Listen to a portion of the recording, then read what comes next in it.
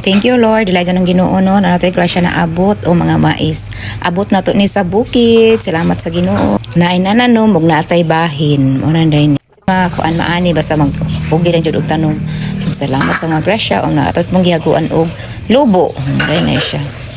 Basta masalig lang ito sa Ginoo na imaabot bisan pa man sa kapitos. So, kanang mais diha gyud ta nagdako kay mao gyud natong naandan sa una no. Kung magginikanan kay lisod gyud taon kayo na mga nanom og mais ang mga day na lami man na siya o katong naanad og kuan humay o kaog mais kitang tiyan pero kita anad atong tiyan ani di gyud ta masakit og kaunta ani di gyud maunsa atong tiyan dalagon ang Ginoo no. Salamat kayo sa grasya ug panalangin nga naabot mana dayon ni pagaling na dayon mi ani kinaugan naman. Sige, bye.